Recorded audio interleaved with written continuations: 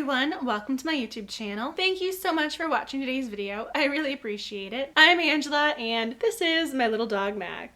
Isn't he just the cutest? He really is the best co-host. If you're not already a member of my reading and writing family, please become one right now. Today's video is definitely a little bit more of a chit chat because I wanted to talk about writing what is truly best for your story. As you probably already know by now, I've been working on several stories. Today I wanted to talk about one writing experience in particular. There was one story I'd been working on for a series of probably 3 years on and off, and I was somewhere in the realm of 15 or 20,000 words. I was moving at a very slow pace. There were other stories I'd been working on in the meantime. It was the type of story I would go back to every so often. It was one of my back burner projects, but it was still something I wanted to write. Coming upon the 3 or 4 year mark, I had about 20,000 words done. Technically speaking, I was almost halfway there for a full novel. Except for the type of story that I wanted to tell and the way I wanted it to be told, it needed to be a first-person narrative. I did not like it in third person. So here I was, 20,000 words, almost halfway there with a story, and I didn't like the way it was written. Instead of powering my way through to just be able to say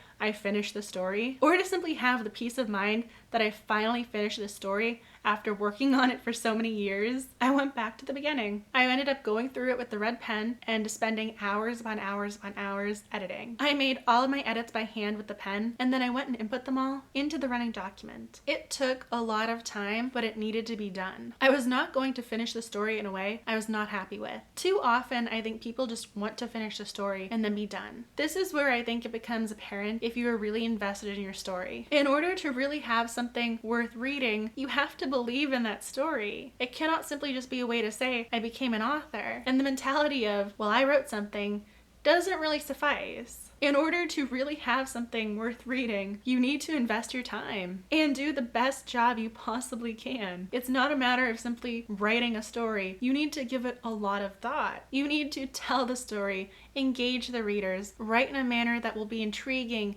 and really draw them in. Having a story is only half the little tail pops up. Simply writing the story is not the be-all end-all. The way you tell the story, the way the characters interact with their dialogue, their actions, everything's really important. And that's where I find there can be a breakdown. The desire to have something done is extraordinarily appealing, but at the same time, you want to have the best product that you possibly can. Theoretically, I could have kept going and finished everything with the third person to encroach on that goal line of having the book done. But then that's not the story I wanted to tell. But simply having something done and having something you are proud of can be very different. As a writer, it is very appealing when you see there are already 20,000 words done in your story. But really knowing your story and what will work best for your characters and overarching narrative is the difference between aspiring and professional. For me, I really do need to know my stories inside and out, because for me, that is the only way I'll have something I'm truly proud of. If you've ever encountered a hurdle in your writing process, make sure you tell me all about it in the comment section. Thank you so much for watching, and as always, have a great day. And I will see you all with a brand new post very soon.